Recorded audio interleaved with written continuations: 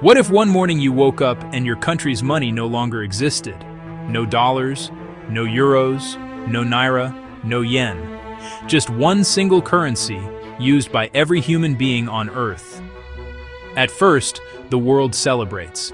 People can travel freely, trade easily, and do business anywhere without worrying about exchange rates or conversion fees. A universal coin, one world, one economy. It sounds like the ultimate dream of global unity. But what starts as a dream could quickly become the biggest financial nightmare in human history.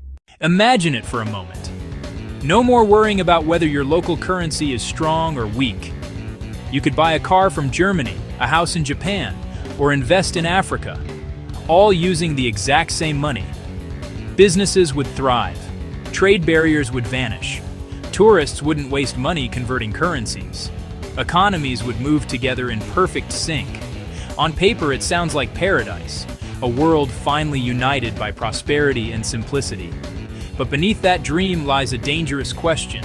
When everyone uses the same money, who controls it? Right now, every nation holds power over its own currency. The US controls the dollar. The EU manages the euro. Nigeria issues the naira. Japan has the yen. These governments can print money, adjust interest rates, and shape policies to fit their people's needs. But in a one-currency world, that power disappears. Someone, or something, has to decide how much of this new global money exists, and who gets it first. Maybe it's a global central bank. Maybe a secretive alliance of the world's richest nations. Whoever controls that money controls everything. Your savings, your loans, even your freedom to buy or sell. Imagine waking up one morning to find your account frozen. Not by your government, but by a global authority you never voted for. That's just the beginning. Today, when one country's economy collapses, like Argentina or Turkey, the damage is mostly local. The rest of the world can absorb the shock. But in a one-currency world, if one region falls, the entire planet falls with it. A housing crash in one nation could trigger a depression everywhere. One wrong decision by a handful of global bankers could erase everyone's life savings overnight.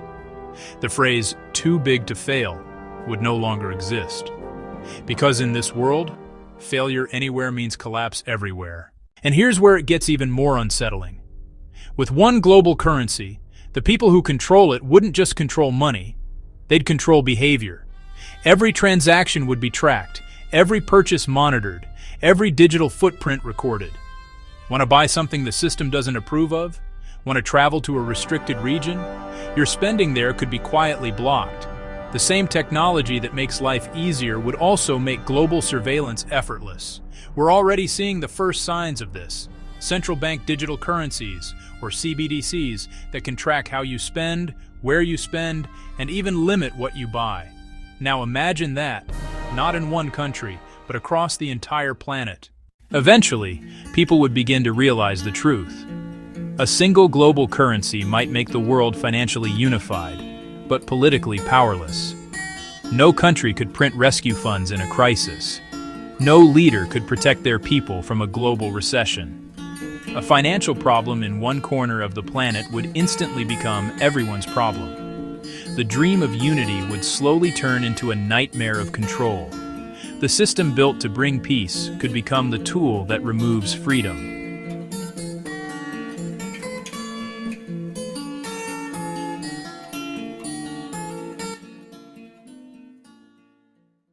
So, could one world currency ever work?